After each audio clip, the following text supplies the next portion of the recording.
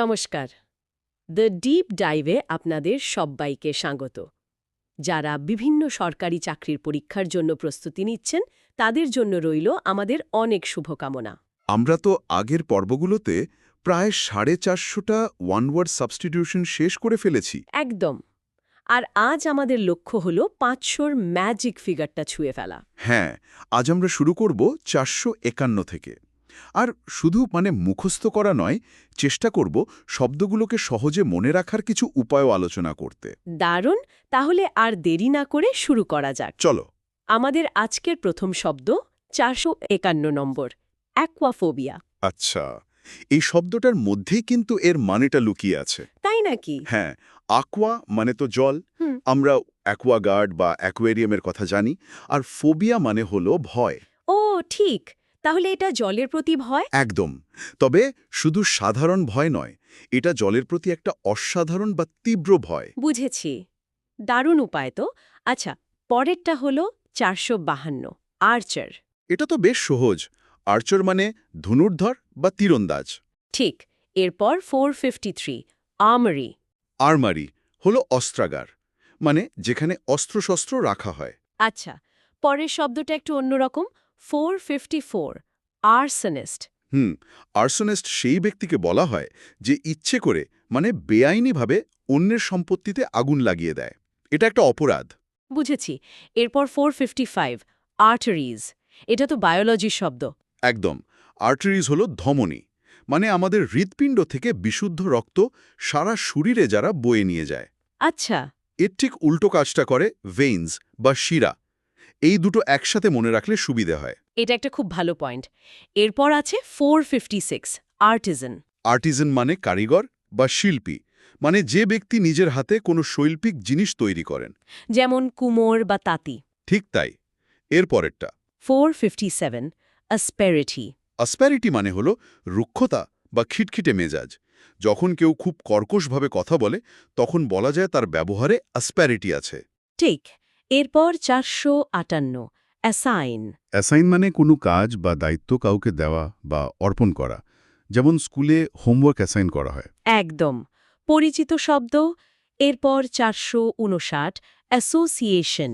Association হলো কোনো নির্দিষ্ট উদ্দেশ্যে তৈরি একটা দল বা সংগঠন, মানে সমিতি বা সংঘ। আর এই দশকের শেষ শব্দ 460, অ্যাসিওরেন্স। অ্যাসুরেন্স মানে আশ্বাস বা প্রতিশ্রুতি, কাউকে কোনো ব্যাপারে ভরসা দেওয়া। বাহ, তাহলে আমাদের প্রথম 10টা শব্দ হয়ে গেল। একবার চট করে ঝালিয়ে নিলে কেমন হয়? হ্যাঁ, খুব ভালো হয়। অ্যাকোয়াফোবিয়া ছিল জলের ভয়, আর্চার হলো তীরন্দাজ। আমরি হলো অস্ত্রাগার, আর্সেনিস্ট। আর্সনিস্ট হলো যে আগুন লাগিয়ে দেয়, আর আর্টারিজ হলো ধমনী। ঠিক। আর্টিসান মানে কারিগর, অ্যাসপেরিটি মানে রুক্ষ মেজাজ। অ্যাসাইন মানে কাজ দেওয়া, অ্যাসোসিয়েশন মানে সমিতি, আর শেষে অ্যাসিওরেন্স হলো প্রতিশ্রুতি। দারুণ। চলো পরের 10টায় যাওয়া যাক। 461, আসান্ডার। এই শব্দটা খুব একটা শোনা যায় না কিন্তু। ঠিক। এর মানে হলো বিচ্ছিন্ন বা আলাদা, কোনো কিছুকে ফোর্সফুলি আলাদা করে দেওয়া। আচ্ছা। এরপর 462, অ্যাটেম্পট। অ্যাটেম্পট মানে চেষ্টা বা প্রয়াস, বিশেষ করে কোনো কঠিন কাজ করার চেষ্টা। ঠিক। 463, অডিটর। অডিটর হলেন হিসাব পরীক্ষক, মানে যে ব্যক্তি কোনো সংস্থার অর্থনৈতিক হিসাবপত্র পরীক্ষা করেন। আচ্ছা। এরপর 464, অটোক্র্যাট। অটো শব্দটা আছে মানে কি নিজেই। একদম ঠিক ধরেছ। অটোক্র্যাট হলেন এমন একজন শাসক যার হাতেই সব ক্ষমতা, মানে স্বৈরশাসক। ও, তাহলে তো এটা একটা নেগেটিভ শব্দ। এরপর 465, অটপসি। অটপসি হল ময়না তদন্ত, মৃত্যুর কারণ জানার জন্য যখন মৃতদেহ পরীক্ষা করা হয়। বুঝেছি। একটু পরেই এর সাথে সম্পর্কিত আরেকটা খুব গুরুত্বপূর্ণ শব্দ আসবে, আচ্ছা, মনে রাখব। নেক্সট 466, অ্যাভারেশিয়াস। যার মধ্যে ধনসম্পদের প্রতি তীব্র লোভ আছে, তাকে অ্যাভারেশিয়াস বলা হয়। সোজা কথায় ধনলোভী। পরের শব্দটা হলো 467, অ্যাভার্শন। অ্যাভার্শন মানে কোনো কিছুর প্রতি তীব্র অপছন্দ বা বিতৃষ্ণা। আচ্ছা। আর 468, অ্যাক্সিয়াম। অ্যাক্সিয়াম হল স্বতঃসিদ্ধ সত্য, মানে এমন একটা নীতি যা কোনো প্রমাণ ছাড়াই সত্যি বলে ধরে নেওয়া হয়। একটা উদাহরণ দিলে ভালো হয়। যেমন ধরুন, জ্যামিতিতে বলা হয় দুটি বিন্দুর মধ্যে দিয়ে একটাই সরলরেখা আঁকা যায়। এটা একটা অ্যাক্সিয়াম। খুব ভালো উদাহরণ। এর পরের দুটো শব্দ খুব সহজ। 469 ব্যাচলার যে পুরুষ বিয়ে করেনি, অর্থাৎ অবিবাহিত। আর 470 বল্ড। যার মাথায় চুল নেই, মানে টাক। তাহলে এই 10টা শব্দও হয়ে গেল। হ্যাঁ, চলো একবার ঝালিয়ে নিই। আসান্ডার মানে ছিল বিচ্ছিন্ন। অ্যাটেম্পট মানে চেষ্টা, আর অডিটর হলেন হিসাব পরীক্ষক। ঠিক, অটোক্র্যাট হল স্বৈরশাসক, আর অটোপসি হল ময়নাতদন্ত। অ্যাভারেশিয়াস মানে ধনলোভী, অ্যাভার্জন হল তীব্র অপছন্দ। আর শেষে অ্যাক্সিয়াম মানে স্বতসিদ্ধ সত্য, ব্যাচেলর মানে অবিবাহিত, আর বল্ড মানে টাক। দারুণ।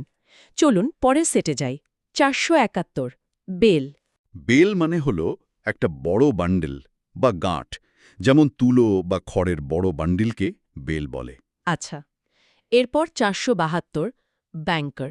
যে ব্যক্তি কোনো ব্যাংকের মালিক বা গুরুত্বপূর্ণ পদে কাজ করেন। 473 ব্যারেক্স। ব্যারেক্স হল সৈন্যদের থাকার জন্য তৈরি বড় বিল্ডিং। ঠিক। 474 ব্যাশফুল। ব্যাশফুল মানে খুব লাজুক, যে অন্যের সামনে কথা বলতে লজ্জা পায়। ও আচ্ছা। এরপর 475 বিস্ট।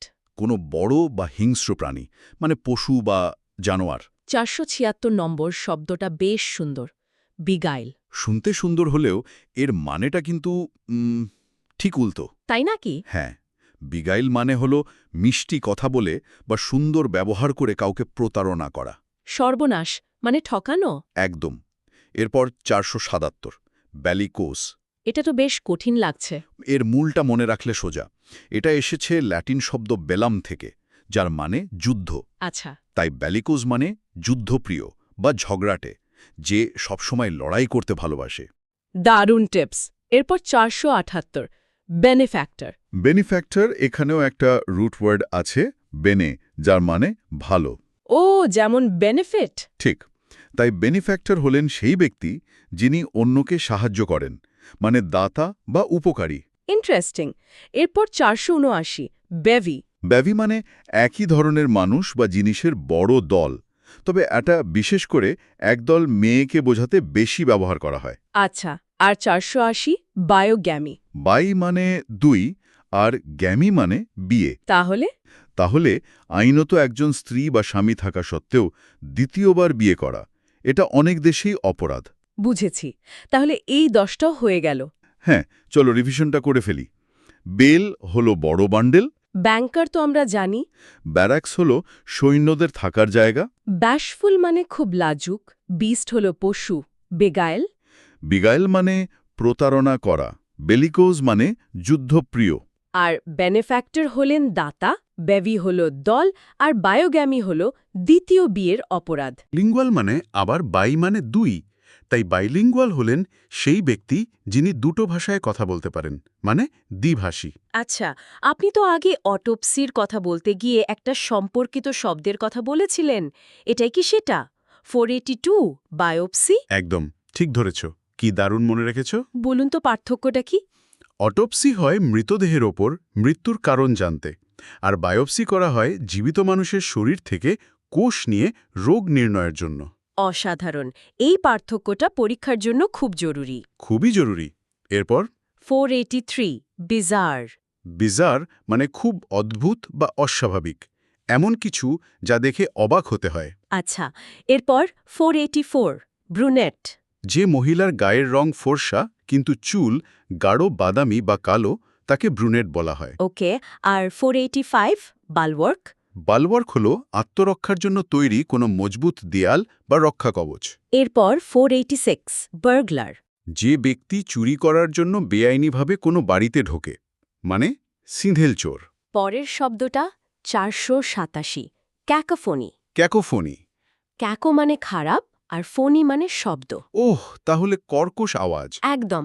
অনেকগুলো অপ্রীতিকর শব্দের মিশ্রণ, যেমন ধরো ট্রাফিক জ্যামের হর্ন। হ্যাঁ, ঠিক। এরপর 488 ক্যামোফ্লাজ। ক্যামোফ্লাজ হল ছদ্মবেশ, পরিবেশের সাথে মিশে গিয়ে নিজেকে লুকিয়ে ফেলা। আচ্ছা, আর 490 K9।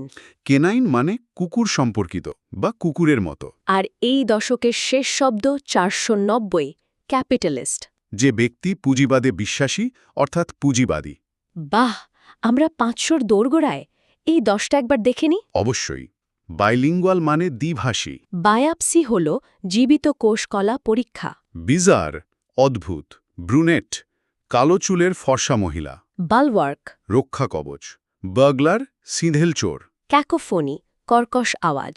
আর ক্যামোফ্লাজ ছদ্মবেশ কেনাইন কুকুর সম্পর্কিত এবং ক্যাপিটালিস্ট পুঁজিবাদী। দারুণ।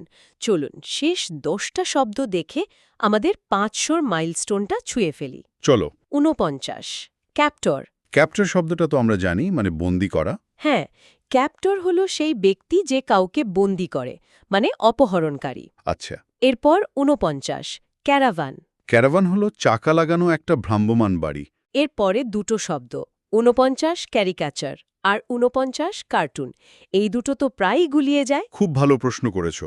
এটা অনেকেরই গুলিয়ে যায়। পার্থক্যটা ঠিক কি? ক্যারিকেচার হলো কোনো ব্যক্তির বৈশিষ্ট্যকে বাড়িয়ে দেখিয়ে আঁকা ব্যঙ্গচিত্র। ধরো কোনো রাজনীতিবিদের নাকটা খুব বড় করে আঁকা হলো। আচ্ছা।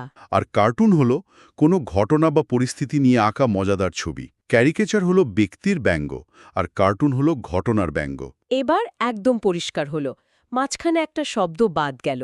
49 কার্টোগ্রাফার। কার্টোগ্রাফার হলেন মানচিত্রকর, মানে যিনি মানচিত্র তৈরি করেন। এরপর 496 ক্যাভেলিয়ার ক্যাভেলিয়ার আর 497 ক্যাভেলরি।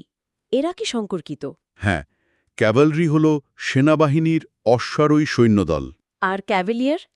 ক্যাভালিয়ার পুরনো দিনে অশ্বারোহী যোদ্ধাকে বোঝাত। তবে এর আরেকটা মানে আছে, যা হল উদাসীন বা বেপরোয়া। ও, এই দ্বিতীয় মানেটা তো জরুরি। একদম। এরপর 498 সেলেস্টিয়াল। এটার মানে কি? স্বর্গীয়? ঠিক, আকাশ বা স্বর্গ সম্পর্কিত। যেমন সেলেস্টিয়াল বডিজ মানে গ্রহ, নক্ষত্র। আর আমাদের শেষ দুটো শব্দ 499 সেলিবেসি। সেলিবেসির হল বিয়ে না করে জীবন কাটানোর অবস্থাটা, মানে ব্রহ্মচর্য। আর আমাদের 500তম শব্দ 500 সেলিব্রেট। আর সেলিবেট হল সেই ব্যক্তি যিনি ব্রহ্মচর্য পালন করেন, মানে ব্রহ্মচারী। সেলিবেসি হল অবস্থা আর সেলিব্রেট হল ব্যক্তি। দারুণ।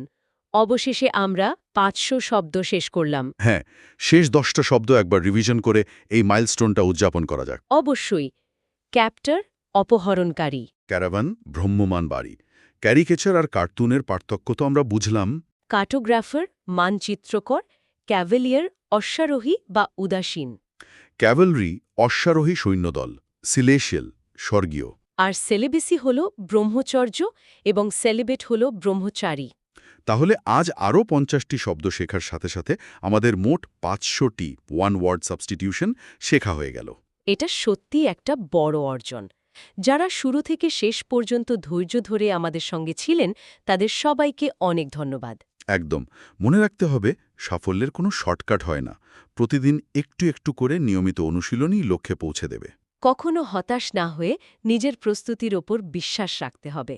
আমরা আবার নতুন কোনো টপিক নিয়ে খুব শীঘ্রই ফিরে আসব। ততক্ষণ পর্যন্ত ভালো করে পড়াশোনা করতে হবে আর এই শব্দগুলো শুধু মুখস্থ না করে ব্যবহার করার চেষ্টা করতে হবে। তাহলেই মনে থাকবে। সবার জন্য অনেক শুভকামনা।